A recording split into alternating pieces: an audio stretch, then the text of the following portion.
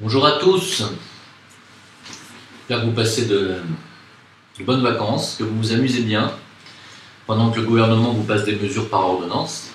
J'avais dit que je ne parlerais plus politique, donc j'ai évité le sujet, mais je voulais en profiter pour faire une vidéo sur le 14 juillet, sur le bilan de la jeunesse, qui s'amuse toujours le soir du 31 décembre et le soir du 14 juillet de manière bon enfant. Hein. La jeunesse sait s'amuser aujourd'hui. Alors j'ai 800 voitures brûlées, je crois, sur tout le territoire. Je trouve que c'est bien. La jeunesse sait s'amuser de nos jours. À l'époque, on faisait des bals populaires, les gens dansaient jusqu'à ce que les bandes de racailles provoquent des bagarres et interrompent la musique. Alors c'était pas terrible comme manière de s'amuser aujourd'hui. Ils brûlent des voitures en masse et ils savent s'amuser. Hein. Je pense que ce serait quand même temps de leur donner des armes, des battes de baseball pour qu'ils puissent tirer sur la foule, ils puissent tirer sur les forces de l'ordre. Là, on pourra dire qu'ils savent vraiment s'amuser. Évidemment, je suis sarcastique. Je trouve ça éminemment pitoyable qu'on en soit toujours là dans ce pays. C'est un pays que je vous laisse avec beaucoup d'amertume. Comment on a pu dégringoler dans ce pays jusqu'à ce stade. J'ai vu qu'un policier a été lynché par une trentaine de jeunes dans une cité. Alors on appelle ça des jeunes. Moi j'appelle ça des criminels. Mais vous faites comme vous voulez, c'est comme les migrants. On appelle ça des migrants, mais ce sont des clandestins. Aujourd'hui les délinquants, c'est ceux qui font des quenelles. J'ai vu aussi qu'un jeune SDF avait été condamné à 2 mois ferme pour avoir fait une quenelle. C'est bien, je trouve que on est dans un monde où on a accepté notre condition de mouton, et quand on voit des racailles organisées, cramer des bagnoles, lyncher des flics, on dit que ce sont des jeunes, parce qu'on accepte ça finalement, et puis le gouvernement ne fait rien contre ces gens-là, parce qu'ils se servent de cette violence pour vous y habituer, pour vous habituer à ce qu'il y ait des conflits sociaux, pour qu'au final, quand il y aura vraiment des conflits beaucoup plus grands que ça, on vous fasse accepter les mesures ultra sécuritaires, comme ça s'est passé à Nice. J'ai vu donc au 14 juillet la commémoration de Nice, et les gens interviewés, quand on leur a dit qu'est-ce que vous pensez maintenant de cette ville qui est sous ultra surveillance, par rapport évidemment au 14 juillet de l'année dernière, qui était, comme on le sait, dramatique, les gens ont dit ah bah c'est très bien, on trouve que c'est très bien. On est surveillé en vidéo, c'est bien, il y a la police partout, il y a l'armée dans les rues, c'est génial. Voilà comment on fait pour vous faire accepter ça. S'il n'y avait pas eu le 14 juillet de l'année dernière, avec les drames qu'on connaît, les gens n'accepteraient pas l'armée comme ça sur la promenade des Anglais. Donc, petit à petit, on vous habitue à la violence, à l'ultra-violence, puis à l'inacceptable, et au final, vous allez demander plus de sécurité, et on vous fera passer la puce sous la peau. Alors vous allez pouvoir trouver maintenant un peu partout des articles qui vont vous faire comprendre qu'en Australie, on commence à pucer de manière générale les nouveau-nés, que c'est idem dans plusieurs pays du monde, et que ça va arriver. Il faut vous y préparer. On va vous mettre la puce sous la peau. Sachez que tout ceci va être... Mais j'arrête pas de le dire, moi ça fait 20 ans que je le dis. Ça va se faire en coordination avec la disparition du cash. Donc, pour qu'on puisse vous mettre la puce sous la peau, il va falloir qu'il se passe des violences à grande ampleur et à grande échelle, pour que vous acceptiez la sécurité à outrance. Et, puisque cette puce sous la peau vous servira de moyen de payer, elle va se coordonner avec un crack financier, pour qu'on fasse disparaître l'argent cash. À ce moment-là, il ne vous sera plus possible pour vous de payer et d'acheter autrement qu'en ayant une puce électronique sous la peau. Ça va venir. Donc, arrêtez de crier à la conspiration du complot, vous allez voir que ça va venir. Quand je vois sur les vaccinations, je vais y revenir juste un tout petit peu, quand je vois que Macron a été financé par son ami qui fait partie de Sanofi Adventis, alors j'ai oublié son nom, mais vous retrouverez. Quand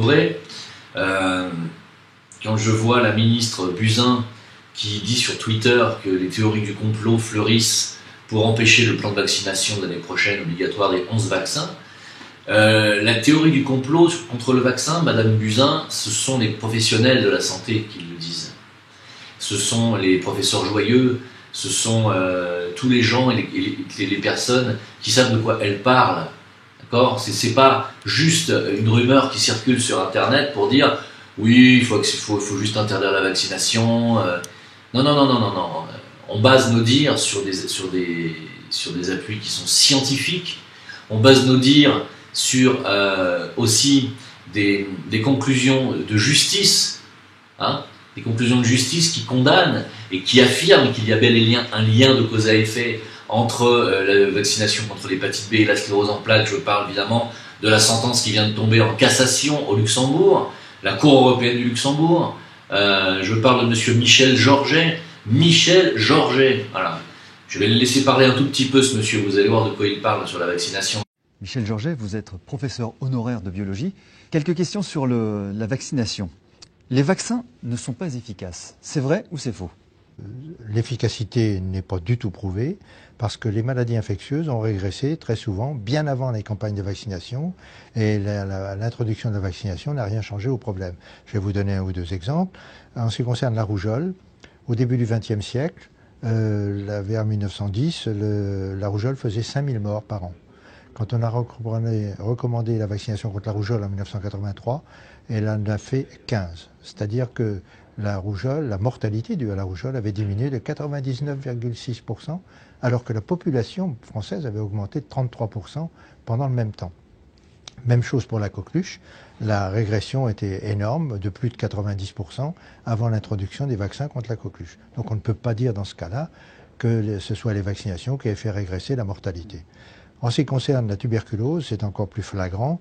Le BCG n'a rien apporté quant à la régression de la tuberculose. On a empoisonné des générations d'enfants avec le BCG. Or, il faut savoir que quand la France a vacciné contre le BCG, par le BCG à partir de 1950, eh bien, la tuberculose avait déjà régressé de 85% depuis la fin du 19e siècle. Avant même la campagne. Avant même la campagne de vaccination. Et la régression ne s'est pas accentuée après. Donner à un enfant plus d'un vaccin à la fois augmente le risque d'effets secondaires néfastes. Absolument. Absolument, parce que à chaque injection, d'abord déjà à chaque injection, vous n'envoyez pas dans l'organisme un seul antigène, un seul élément étranger, parce que les vaccins comportent souvent plusieurs valences. Par exemple, dans l'hexavalent, vous avez 6 valences, mais sur ces 6 valences, vous avez la coqueluche qui contient 3 types d'antigènes. Avec l'hexavalent, on fait également le pneumocoque qui, lui, comprend 13 valences. Donc si vous additionnez tout ça, ça fait une série de chocs qui déclenchent des réactions inflammatoires chez le nourrisson. Et je sais qu'un certain nombre de pédiatres font d'un côté, dans un bras, le vaccin hexavalent et dans l'autre bras, le Prevnar. Et ça représente un choc important qui déclenche des réactions inflammatoires majeures. Et chez certains nourrissons, particulièrement fragiles, ça peut entraîner une mort. À titre d'exemple, l'Europe entière a su qu'un enfant était mort de diphtérie à Barcelone et un autre mort de la rougeole à Berlin, mais personne n'a su qu'exactement à la même époque, 3 nourrissons français sont décédés de l'injection simultanée de l'hexavalent et du pneumocoque. Le mercure, impliqué dans les adjuvants ou pas? Le mercure, c'est pas un adjuvant. C'est pas un adjuvant. Le mercure, non? Le mercure, c'est un conservateur, c'est-à-dire un antiseptique qui est utilisé dans le processus de fabrication pour assurer la stérilité de la chaîne de fabrication, pour éviter la pollution, pour stériliser le produit. Malheureusement, le mercure a aussi de graves inconvénients. Alors, dans les vaccins français, il n'est plus utilisé, sauf dans certains vaccins contre la grippe. Mais aux États-Unis, il y a eu beaucoup de cas d'autisme liés à l'utilisation du mercure. Les vaccins peuvent causer l'autisme. Est-ce que c'est vrai ou c'est faux? Alors, là, il y a 2 choses à distinguer. Je viens de vous parler à l'instant à propos du mercure. Ça a permis d'augmenter l'autisme dans des proportions considérables. Dans les années 70, il y avait un enfant autiste, je crois, sur plusieurs milliers d'enfants. Alors qu'actuellement, il y a un enfant autiste, je crois, sur 68 enfants. Et plus chez les garçons que chez les filles. Alors ça, c'est la première forme d'autisme qui se manifestait très tôt, justement, souvent en liaison avec les vaccinations. Mais il y a une deuxième forme d'autisme qui concerne tous les pays et qui est liée au RER, c'est-à-dire au vaccin contre rougeole, oreillon, rubéole. Et c'est la composante rougeole qui est peut-être responsable donc de ce développement de l'autisme à cause d'une modification de la barrière intestinale. Madame Buzyn, vous qui avez travaillé pendant 14 ans pour les laboratoires pharmaceutiques, vous ne croyez pas que vous en faites partie de la conspiration et du complot, avant de dire que ce sont des théories? Pourquoi vous avez travaillé 14 ans pour des laboratoires pharmaceutiques et qu'aujourd'hui on vous a placé, comme par hasard, ministre de la Santé, vous nous balancez 11 vaccins obligatoires, vous osez nous dire que nous on est des théoriciens du complot? Il y a de quoi être légèrement en colère. Donc, heureusement que ça bouge un peu sur la vaccination, les gens se bougent, pas assez à mon goût, mais enfin évidemment, on est en plein été, donc tout le monde est par Mons et par Vaux. Il y a des enfants qui meurent aujourd'hui de vaccination, hein. Il y en a beaucoup qui deviennent autistes. Alors, les cas d'autisme ont multiplié par 100 en 30 ans en Occident, notamment aux États-Unis, mais en France, surtout en France, on est à 30 fois, en 30 ans, on est à 100 fois plus d'autisme. C'était une naissance sur 10 000 il y a 30 ans, on est aujourd'hui à une naissance sur 100, même plus d'une naissance sur 100. Aux États-Unis, c'est pire que ça. C'était une naissance sur plusieurs milliers, aujourd'hui on est à une naissance sur 68, paraît-il. Ce qui est absolument gigantesque. À un tel point que Robert De Niro lui-même a proposé 100 000 $ à qui démontrerait qu'il n'y a aucun rapport et aucun lien de cause à effet entre l'autisme de son fils et sa vaccination contre la rougeole, le fameux vaccin ROR. On plaisante plus là. Il ne s'agit pas de théorie de complot là, il s'agit de faits. Il y a des gens qui ont emmené leur enfant se faire vacciner contre la rougeole, qui étaient bien portants, qui avaient 7 ou 8 ans, qui allaient à l'école, qui n'avaient aucun problème de retard, ni aucun problème de retard mental, et qui se retrouvent après vaccination une semaine après, autistes. Ça serait bien que non seulement on signe des pétitions pour empêcher ces vaccinations de devenir obligatoires, mais surtout pour porter plainte contre les ministres qui nous imposent ce genre de plan vaccinal et qui ont bossé pour ces firmes pharmaceutiques. Parce que ce ne sont pas des ministres, ce sont des complices. Voilà. Et à un moment donné, évidemment, ça énerve tout le monde. Bon, d'abord, ce qu'il faut savoir, c'est que pour les gens qui sont dans ce cas, c'est-à-dire qui ont des enfants qui sont devenus autistes suite à des vaccins, sachez que pour eux, il y a un espoir. Hein, contrairement à l'autisme de naissance, ce type d'autisme-là, qui se développe après vaccin, peut se guérir. Je vous donne un espoir. On peut le guérir en nettoyant bien entendu l'aluminium qui est dans le corps et en nettoyant le vaccin lui-même par des nosodes homéopathiques. Sachez que ça se guérit. Voilà, il y a un espoir. Si le vaccin s'appelle ROR, donc rougeole, rayon, je ne sais plus ce que c'est, gardez bien le nom du laboratoire, le nom du vaccin, et vous allez pouvoir trouver, alors en France, ça se commande au laboratoire des Archers, vous les appelez au téléphone, vous dites voilà, mon fils s'est fait vacciner par tel vaccin, tel nom, et vous leur commandez le nosode, N-O-S-O-D-E, de ce vaccin. Ils vont vous l'envoyer. Hein, c'est une dose homéopathique.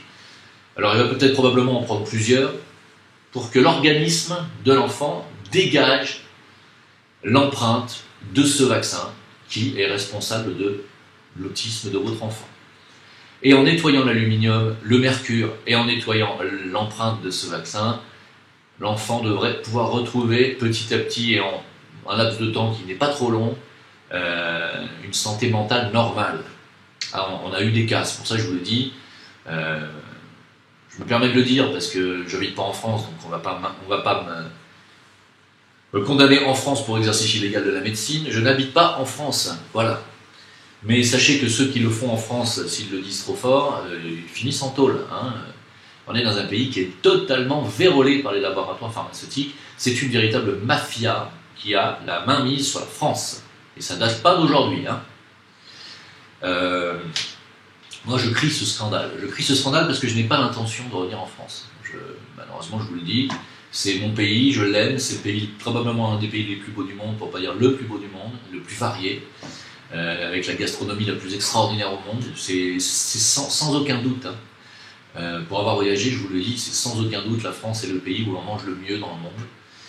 Mais c'est un pays qui s'est fait mettre la main dessus par une mafia, qui n'est pas seulement les pharmacies, qui est la franc-maçonnerie satanique. Hein, je ne parle pas de l'autre franc-maçonnerie, qui existe aussi, et qui se fait mettre le grappin dessus par le sionisme, par tout ce système financier rothschildien, qui marche main dans la main avec le sionisme israélien extrémiste, et qui marche main dans la main avec cette maçonnerie qui veut vous instaurer un plan de nouvel ordre mondial basé sur le contrôle des peuples et sur son affaiblissement au niveau de la santé. C'est pour ça qu'on vous vaccine, et qu'on vaccine vos enfants surtout.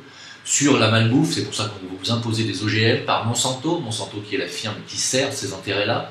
Et puis, c'est par le biais de ce système que on veut réduire la population. Alors, ça, la réduction de la population, ça fait partie du plan satanique rothschildien.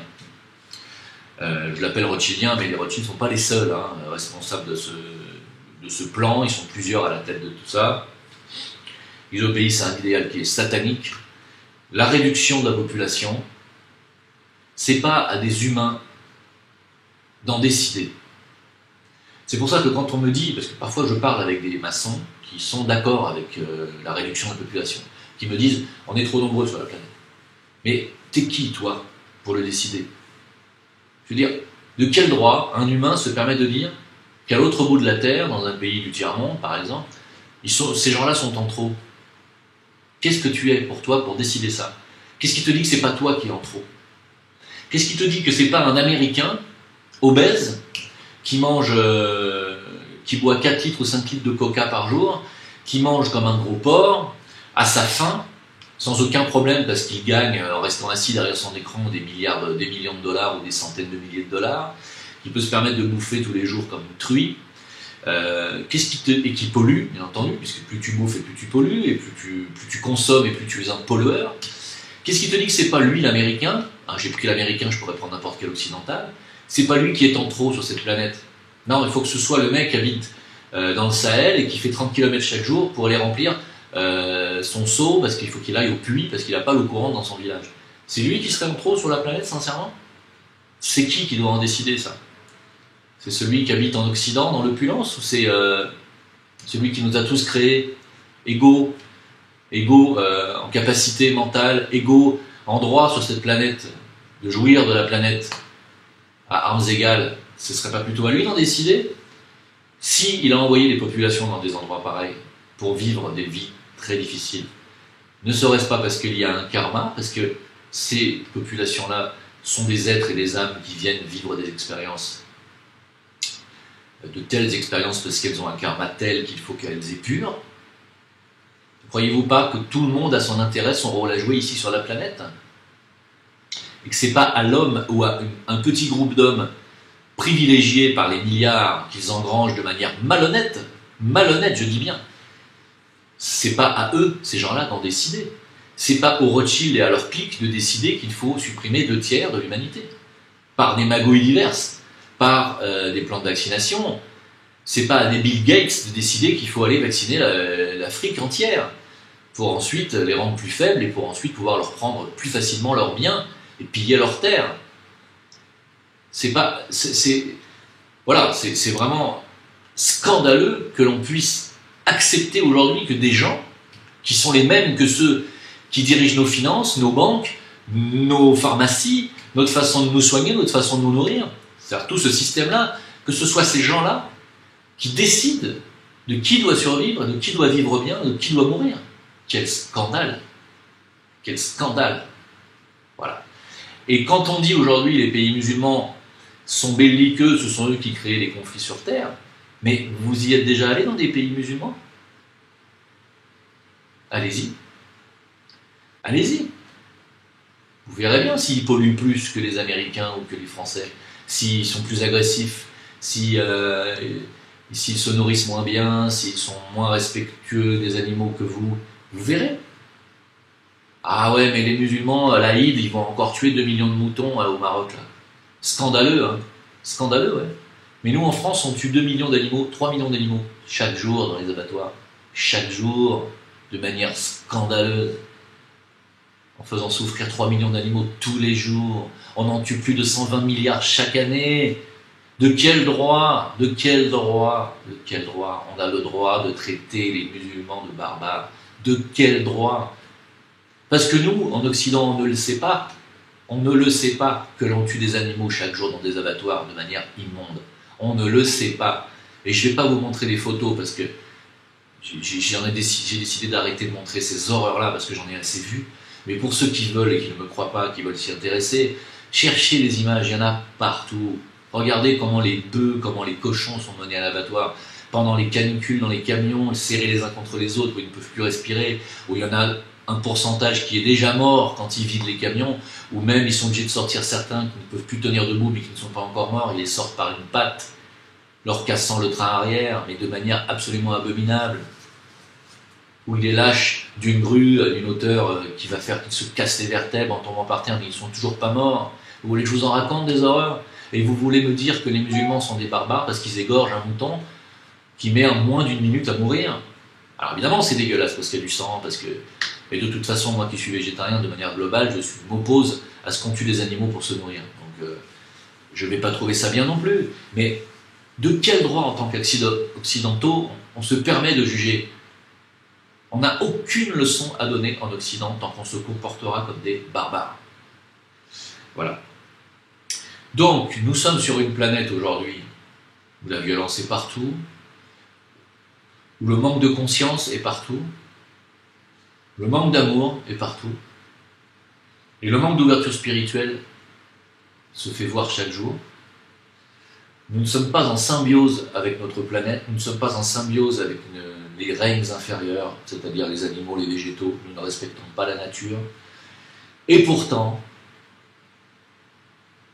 il y a quand même une frange de la population, les 1, les 2, les 3%, qui, eux, ont les yeux ouverts sur toute cette horreur, qui essayent de se battre pour dénoncer tout ça, et qui se font traiter par nos gouvernants de théoriciens du complot. Alors moi j'aimerais une chose, si je fais ce travail, j'aimerais juste que les gens partagent des informations. Il n'y a qu'en partageant. Si vous ne partagez pas, les gens qui dorment, il y en a qui sont prêts à s'ouvrir, mais qui manquent de preuves, qui manquent d'évidence, ils se disent ouais mais quand même c'est du complot, machin. Apportez-leur matière apportez-leur de l'eau à leur moulin, quoi. Apportez-leur matière à ouvrir les yeux définitivement, c'est important. Hein. Sur la vaccination, il y a beaucoup de parents qui ont ouvert les yeux parce que leurs propres enfants ont été touchés. Alors évidemment, c'est ça le problème. Tant que ça ne vous arrive pas personnellement, vous considérez que c'est pas intéressant, que c'est pas la peine de s'y intéresser. Quand ça vous touche personnellement, malheureusement, c'est trop tard. Donc, faisons du journalisme préventif. Ouvrons les yeux aux gens et partageons l'information, même si ça doit nous faire passer pour des fous dans un certain laps de temps. Sachez que la vérité vous donnera raison tôt ou tard. Hein. Aujourd'hui, on nous apprend que la NASA veut développer des programmes de base lunaire pour pouvoir aller faire des voyages sur Mars. Ils vont développer et débloquer des milliards de dollars pour faire des choses qui sont strictement inutiles à l'humain aujourd'hui, à savoir coloniser des planètes alors que nous n'avons pas la technologie pour ça, et alors que nous savons pertinemment que ni la Lune ni Mars sont des planètes habitables pour l'humain. Il n'y a pas possibilité d'habiter sur ces planètes-là.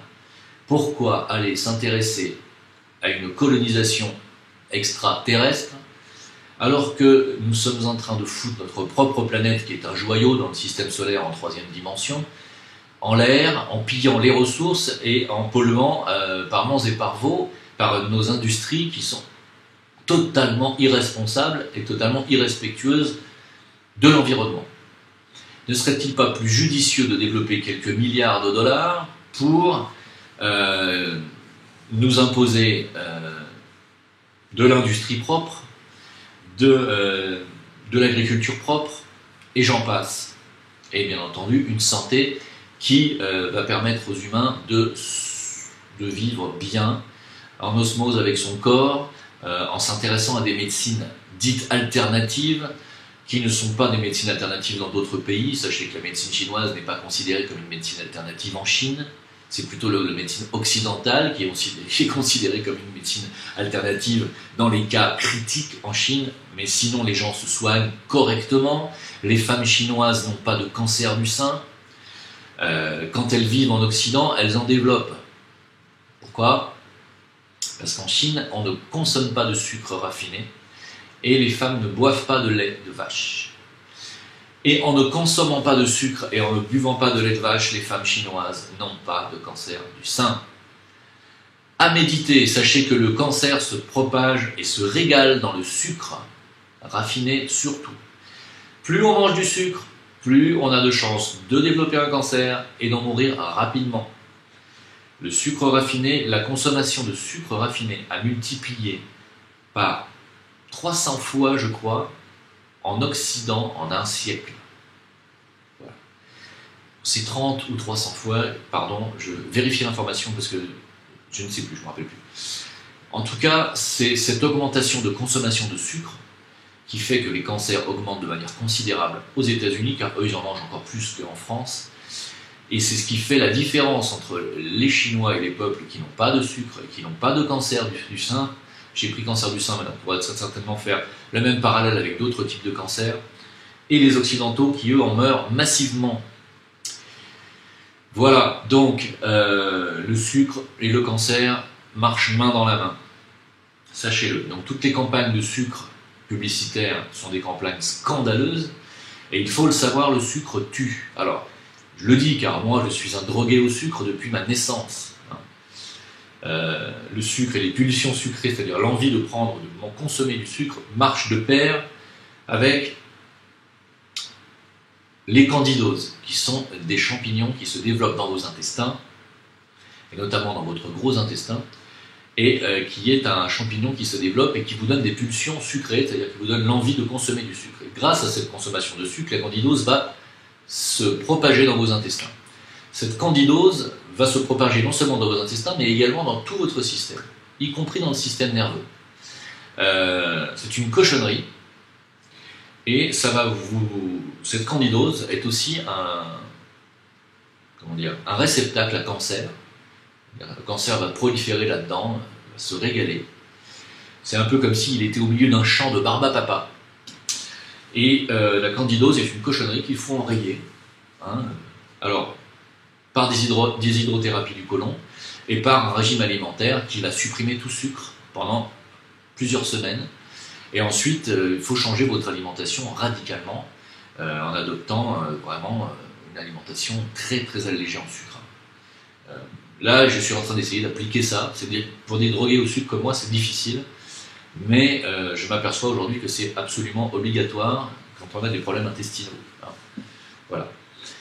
Parce que la candidose est aussi le nid de nombreuses affections, de nombreux germes intestinaux qui font partie de votre biote intestinale et qui se mettent à devenir pathogènes et à proliférer en masse, ce qui va créer chez vous des entérocoques, des hébertinomes, des paratyphoïdes, etc., qui va même permettre aux Escherichia coli, qui sont un germe naturel dans votre biote intestinale, de se dérégler et de proliférer en masse, ce qui peut donner des perforations du côlon et même la mort. Donc la candidose, gros sujet qu'il va falloir développer tôt ou tard. Je ferai même une vidéo en complète là-dessus, parce que c'est très important. Voilà. Le sucre, à supprimer de l'alimentation le plus possible. Si vous avez la possibilité de consommer du sucre non raffiné, c'est-à-dire ou de la mélasse, ou du sucre roux de canne, ça sera toujours mieux que le sucre raffiné, qui n'a pas les sels minéraux et les oligos qui permettent son assimilation. Voilà, je le dis une dernière fois. Voilà, j'espère que cette vidéo vous aura parlé, vous aura apporté matière. Je vous souhaite un bon été à tous et à toutes, et un bon éveil à ceux qui éventuellement seraient touchés par ce que je viens de dire. Vous pouvez toujours aller vérifier tout ce que j'ai dit, je ne mens jamais. Je vous souhaite une bonne continuation. N'oubliez pas, je suis contactable, joignable sur Facebook, la page Jim Leveilleur, le Facebook russe VK Jim Leveilleur également, et sur Discord, on va faire un chat prochainement. Sur Discord, je mettrai l'adresse en bas. Voilà. C'est tout ce que j'ai à dire. Sur le 14 juillet, je voulais en parler un petit peu plus pour dire que le gouvernement a bien joué sur la corde des émotions, mais pouvait-on faire autrement? Il faut bien commémorer quand même les victimes de l'année dernière. victimes auxquelles j'adresse tout mon soutien et toutes mes condoléances, encore une fois, bien entendu. C'était très très très dur. Mais ne jouons pas trop sur les émotions. Moi, ce que j'attendais, surtout du gouvernement, c'est des mesures. Quelles mesures sont passées depuis l'année dernière? Quelles mesures? Qu'est-il arrivé? Nous sommes toujours en état d'urgence. Ça n'empêche pas les racailles de France de lyncher des policiers. Je me demande où nous sommes en état d'urgence et je me demande où sont passées les mesures que l'on attend et qui ne sont toujours pas là. Nous sommes toujours en proie nous sommes toujours des proies pour les terroristes potentiels et pour que d'autres attentats de ce type puissent arriver dans notre pays. Et rien n'a changé. Voilà, donc ne vous endormez pas, ne soyez pas victime de votre propre émotionnel parce que c'est très très dur de voir des commémorations d'attentats aussi immondes. Voilà, c'est tout ce que j'ai à dire. À bientôt.